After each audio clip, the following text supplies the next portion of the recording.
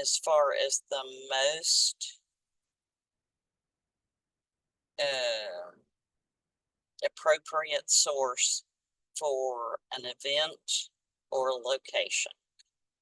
So obituaries, somebody wrote it up and sent it to the newspaper or the nursing or the funeral home or whatever. I call those secondary sources because people make mistakes. So if I went to review this one, I might go in and say, yes, he's Dennis George Miller. That's his birthday.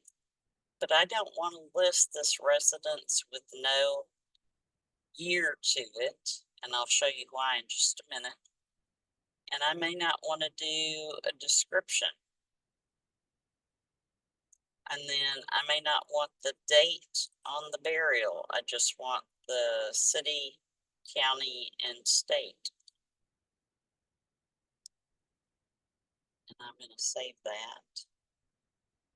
And then I will show you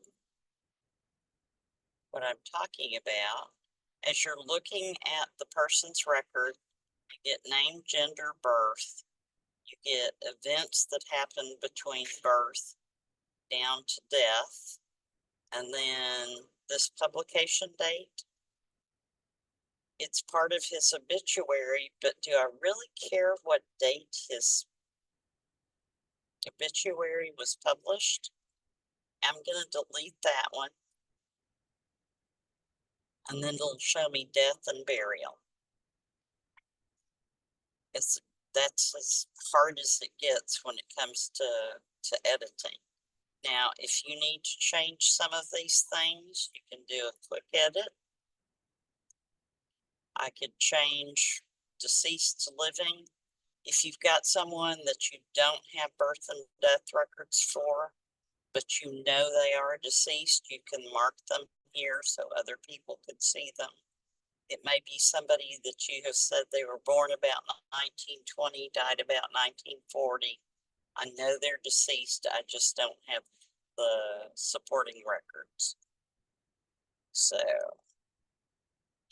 let me see what else I've got up here.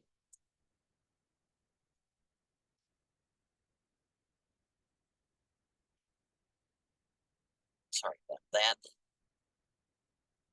Now, this is a list of, oh, this is Tree Checker. Let me go back to home. One of the tools you can subscribe to is called Tree Checker Pro. And this is a set of tools that do several things. It looks at your trees for errors, possible duplicates, people with no sources at all, because sources for your data is very important. People that you've only got other people's tree as the sources, and then other possible errors. And other possible errors are things like that. Scroll back.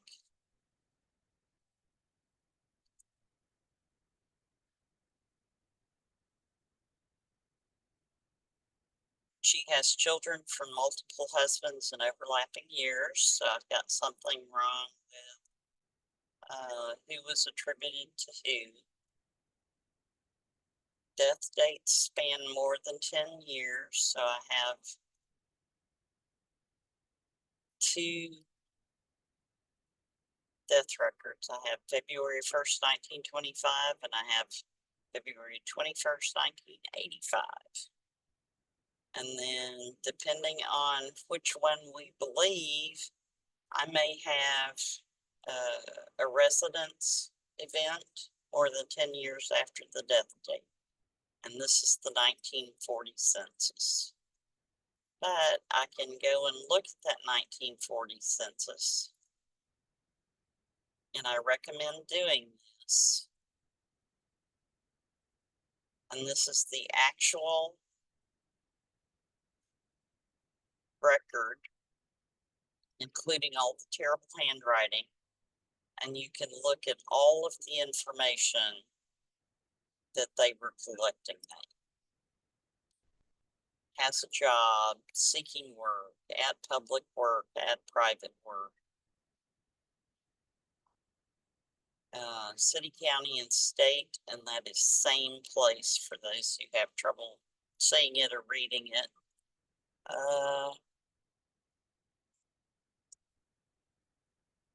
Did you attend school? What grade did you complete? Of course, they have sex, race, and age, and that's age at the time of the census. Up until 1940, the census was the 1st of June. Starting with 1940, it's the 1st of April. I'm sure everybody remembers getting the census forms going. They need to be the information on the census as of April 1. So that'll help you find things. If you're looking for family members that may have lived next door, you can see those because they go street by street. You can find all kinds of interesting information on the census themselves. But Tree Checker will show you things like possible duplicates. So I've got Shirley Jane and Shirley Jane. She was born the December 4th, 1938. Come on.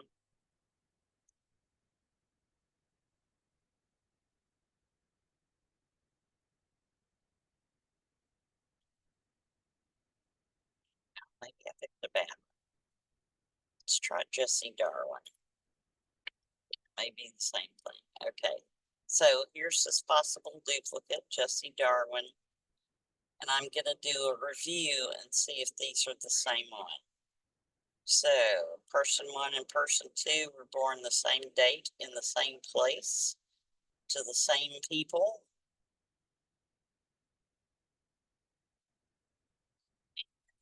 If you have something different or want to change which person shows up as their mother or father, it'll show up as an alternate parent, and you can then combine those. And then it shows siblings, spouses, shows you which one's got sources, how many there are, and stuff like that. And merging combines the facts, media items, and sources into one person. So you are going to have some duplicate information. See, I've got 2 birth records here. I've got 2 1940 censuses. I've got a 1950. I've got 2 marriage records. And it looks like, yeah, I've got 2 Elizabeth Jones Zigglers. Now, if you have done the combination and you get 2 people and it hasn't shown up yet in your tree checker, you can always merge for a duplicate. It will look for it, or you can type in someone's name if you've got it misspelled or something like that. So let's select this one. I want the record with more information. 5 relationships, 7 sources. Let's leave that there.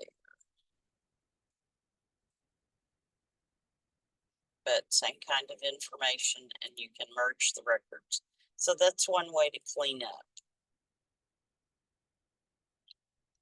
And I don't even know how much Tree Checker is, but I really enjoy using it. Let's see what else I've got in here. This was Tree Checker with all possible errors. If that person has hints to go with them, you'll get the nice little leaf icon, and you can go in and check the hints before you try and do a merge. That may help. And then The last one I wanted to show you is tree map. Start over on this. So I'm going to do the map filters. You can filter by name. Everybody named Cindy in your tree. I did a specific location, and I did a date for 1941 births. And I want to know how many of them are in my tree. So it does its magic, and you come over here, and for the United States, there were 997 people in my tree born in 1941. And that goes with the color coding for the chart. It's something interesting to know. It'll give you the list of all of them. You can do a view all people, view more people. But if you're trying to find something or are just curious, this is one way to find the information. And they had a number of filters you can use. A couple of other things I wanted to talk about are the Ancestry message boards. You'll find me in here a few times. I'm going to search for Viola, my grandmother's name, and I only want to search in this Cater family. And you'll see things like this. I believe this is one I did. Yeah. My great-grandmother was Viola Cater Fisher Box Drake. She actually married 9 times. And at the time I was looking for her ancestors. I knew her father's name was James Cater, but that's about all I knew at the time. So another good site to search with is familysearch.org. It has the 1880 census for free. It has a lot of other records for free. I haven't done a free tree on here because I've been so invested in Ancestry. But it's another good search spot for if you're stumped. And then my last tip is Google. It's machine learning when we're trying to find ancestors. You know a name, you know a possible location, you know an approximate year, maybe you know the exact death date. Maybe it'll turn up an obituary. But this is me searching for Edward Miller, or Ed Miller. He was born about 1870. He's my great-grandfather on my dad's side. And I am stuck on a brick wall trying to find his parents. I know he married a lady named Annie Emerson, and they lived in Beaumont until 1920, but I can't haven't been able to figure out who their parents were. Now, last pro tip is get someone to help you. Doesn't have to be related to you. Spend an hour or two talking to somebody about your family tree. Y'all can Google, you can use Ancestry search. You can just talk it through, and it may help you remember some detail that will help you figure out who your brick walls are. So let me come back here. Research strategies. I create a research tree for specific families. I have an Emerson loose ends where I started with the 1900 census and everybody whose last name was Emerson.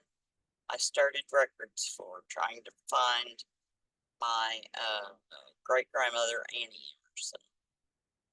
Don't be afraid to add unconnected people in your search. If you're using Pro Tools, it'll tell you it has no relationships. And then always look at the original images when you're looking at census newspaper clippings, headstone inscriptions, stuff like that. Okay, next is algorithm optimization. They do not tell you this, but if you put someone in your tree and go away and don't visit them, the algorithm will never do search for that person. So if you're trying to get through a brick wall with an aunt, uncle, grandmother, whoever it is, go out and look at the record, hit the hints tab, see if there's anything else you could add to the facts without a source that might help Ancestry find that person. Now, if you can, focus on the pre-1960 records, because that will attach you to more historical data that's available. And then understand that living persons are shown as living to other people. And that's based on whether or not they have a death date or whether they're more than 72 years after the listed birth date. What's next? Tree building strategy. Start with known information. And if you get frustrated with your tree and think it has errors, start a new one. I don't know how many times I've started a new Cindy's family tree with me and worked backwards. And create a separate research tree for a specific family. If you're trying to research your family and your spouse's family or your cousin's family, set them up separately. It's okay to have duplicates. And then as you're going through and finding things, make sure you're re-examining the original source documents or images. And then use the Pro Tools suite, the tree checker for duplicates, smart filters, and then the tree mapper for analysis, because that will help you figure out where people came from, where they're going to, because you can do all kinds of filtering on that. So I don't have enough. So some hint management guides, how to use Ancestry's hints without going crazy. That one saved me a time or two. Stop saving records to your tree until you read this. Because of the standard for how you exchange genealogical information, images do not transfer.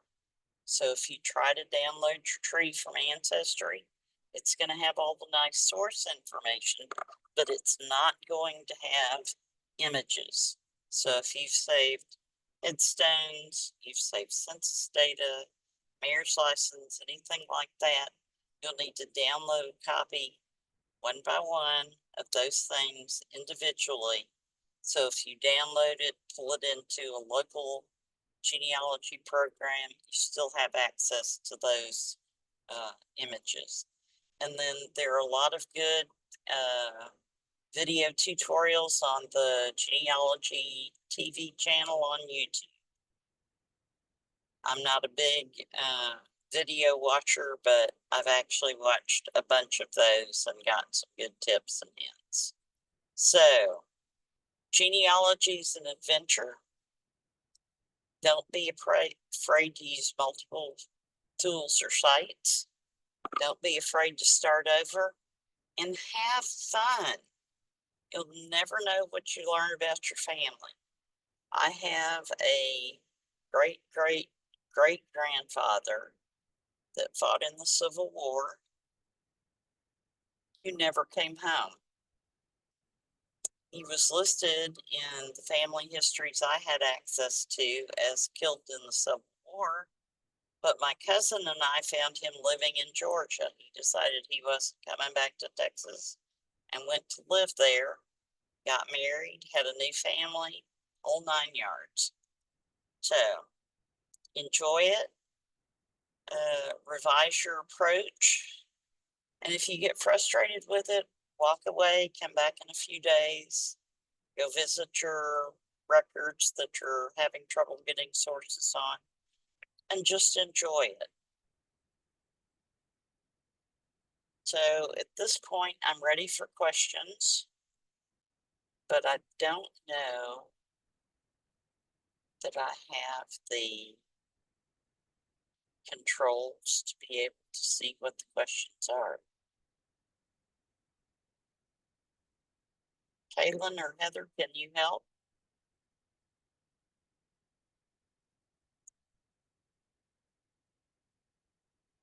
I'm sure they can.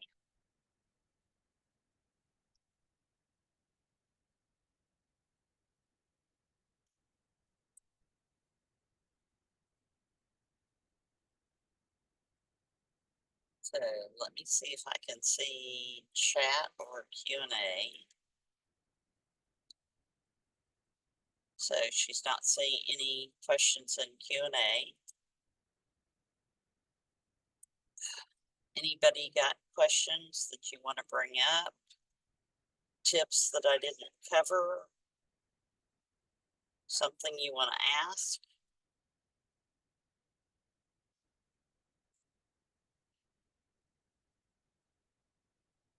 Oh yes, legal property records are great.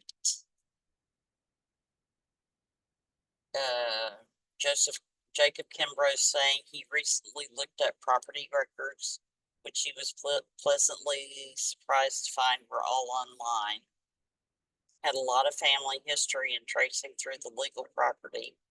And Joseph, I'm going to send you into low Earth orbit with this, but we are extremely distant cousins, and I will print out the report and send it to you sometime. So after he picks himself up out of his chair, he says, "Oh boy, I saw Angelina County." Wondered. Joseph or George, too many J's today, was asking what's the craziest thing about your tree you've discovered? Any funny stories? Well, I told the one about the great-great-grandfather who didn't come home from the Civil War. On another branch of the family, I have a great-grandfather, great-great-great-grandfather who traded a horse for a young lady who was about to be enslaved. He set her free, later married her, and she became my whichever great-grandmother. So you learn all kinds of crazy things about yourself.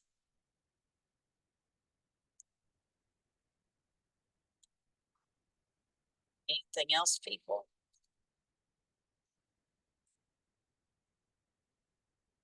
Have you looked at Find a Grave? Yeah, that's another great resource. I spend a lot of time on Find a Grave. I actually adopted the family cemetery just outside of Lufkin. It's called Gann Cemetery, and have taken over the years hundreds of pictures and posted them to Find a Grave. So, well, I want to say thank you everyone for coming. I know we've got a break next. And then can't see what the next session is. Yeah. Clear filters. Oh yeah, it's drones. The here it is, drone hobbyist, drone professional. That'll be Roy Freeland and Darren Spradley at 3:30.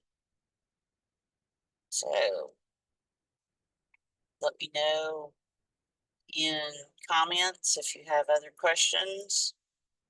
Happy to correspond with anybody who's interested in genealogy, and I hope some of my tips help you. Thank you.